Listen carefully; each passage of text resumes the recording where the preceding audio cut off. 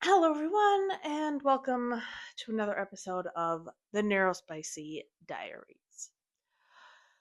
Um, so for these videos, I usually have the lapel mic clipped to the collar of my shirt. But for anyone who can't see my face, I do not have the microphone attached to my shirt today because I am wearing my jacket with a zipper in the front. So today, the lapel mic is clipped onto a bright green spatula. But you know what? It works because this series was inspired by the Lizzie Bennett Diaries, and there is a video where Lizzie pretends to use a spatula as a microphone. So, why not? Okay. Um, So for anyone who's new to my channel, I did childcare for 10 years, okay? I took care of kids from ages 16 to 26. And I started out in the nursery at the more mainstream-ish church I attended when I was 16. And um if if you've worked with kids, you know that not reacting is a big part of it sometimes. Um, and yes, it is difficult for a person of my reactive nature.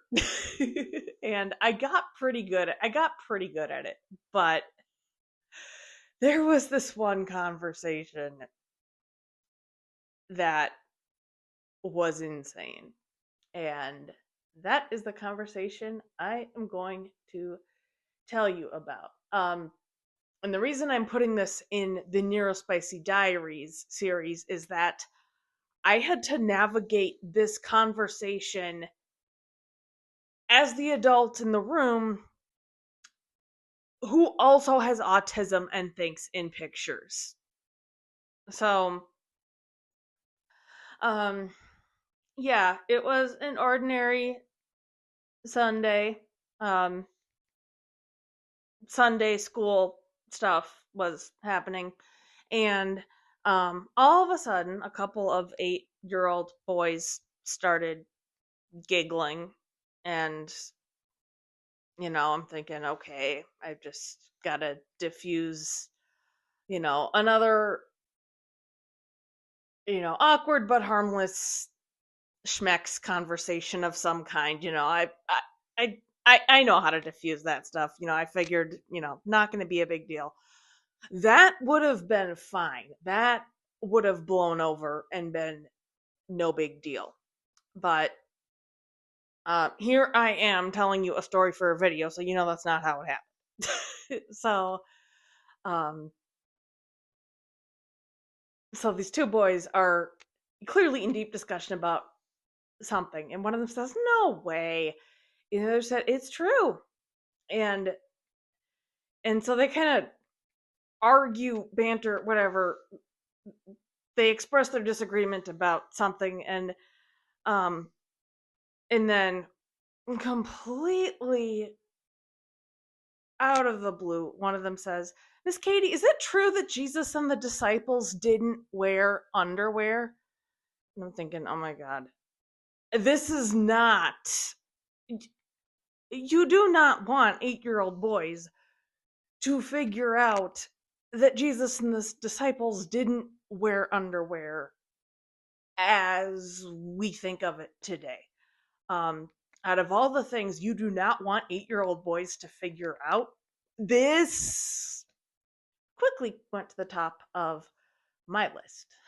So, um, I mean, I'm barely keeping a straight face now telling you the story. So, can you imagine how difficult it was for teenage Katie to get through it? And I'm just, fumbling up my words like, well, the clothing was different, so, they would wear undergarments, but, you know, eventually I did get to a point where I said, no, they didn't wear underwear in the sense that you're thinking. And those kids were just, they took off with that and they were just laughing hysterically. And I don't remember how I reacted after that, but yeah, that is the most awkward conversation I have ever had with children, and that is whether or not Jesus and the disciples wore underwear.